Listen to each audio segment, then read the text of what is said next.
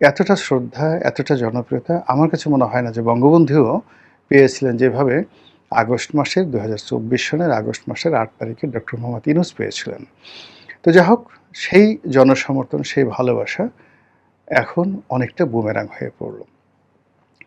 এরপরে যখন বুমেরাং হলো, তিনি তড়িঘড়ি করে ব্রিটিশরা যেভাবে লর্ড মাউন্ট ব্যাটেনকে দিয়ে জওহরলাল নেহরুকে, সর্দার বল্লভভাই প্যাটেলকে, মাওলানা আবুল কালাম আজাদকে, পুরো ইন্ডিয়ান কংগ্রেসকে এবং অ্যাট দ্য সেম টাইম মুসলিম লীগকে, ভারতীয় মুসলিম লীগকে একীভূত করে তাদেরকে কনভিন্স করে যেভাবে দ্রুত ক্ষমতা হস্তান্তর করে গিয়েছিল এবং মেঘনা চাইতেই বৃষ্টি হয়েছিল, ঠিক সেইভাবে বিএনপিকে রাজি খুশি করিয়ে বা বিএনপি রাজি খুশি হয়ে ডক্টর মোহাম্মদ ইউনূসের কাছে থেকে ক্ষমতাটা নিয়ে নিলেন।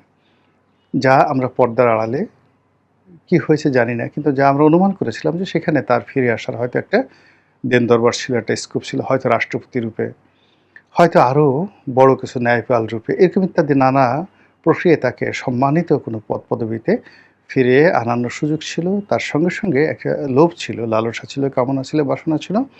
তিনি যে পুরো সময়টা 18 মাস ধরে যে সংস্কারের কথা বলেছেন, যে সংবিধান সংশোধনের কথা বলেছেন, যে নতুন একটা রাজনীতির কথা বলেছেন, সেটা যদি বাস্তবায়িত হয়ে যায় তাহলে তিনি প্যারালাল সরকার রূপে, গভর্নমেন্ট রূপে অত্যন্ত শক্তিশালী একটি অবস্থান ধরে রেখে বাংলাদেশের রাজনীতিতে অমরত্ব লাভ করতে পারবেন। সেটি সাম্প্রতিক সময় একেবারে মুখ থুবড়ে পড়েছে। প্রেসিডেন্ট পদে তার নিয়োগ নিয়ে যে সকল কথাবার্তা হচ্ছিল, সেটা অলংকারিক প্রেসিডেন্ট হন কিংবা ধরুন ওই যে তিনি যেভাবে সংস্কার করেছিলেন, ক্ষমতার ভারসাম্য সম্পন্ন, অধিকতর শক্তিশালী একজন সাংবিধানিক ক্ষমতার সম্পন্ন প্রেসিডেন্ট, তার কোনোটাই এখন আর হচ্ছে না। বিএনপি রাষ্ট্রপতি পদে মনোনয়ন দিয়েছেন মির্জা ফখরুল ইসলাম আলমগীরকে, জামাত দিয়েছে কর্নেল ওলিকে।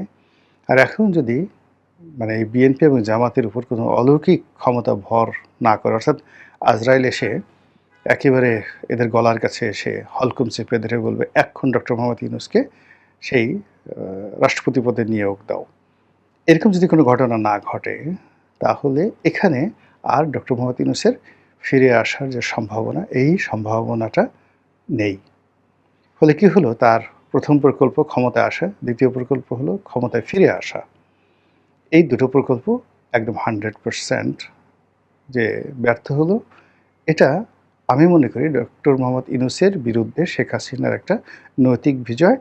এখানে শেখ হাসিনার কোনো ডিজায়ার থাকুক, কুটচাল থাকুক, ইচ্ছা অনিচ্ছা থাকুক, কিন্তু এই দুটো প্রকল্পে মোটামুটি যদি পৃথিবীতে কেউ খুশি হয়ে থাকে তাহলে শেখ হাসিনা সবচেয়ে বেশি খুশি হয়েছে।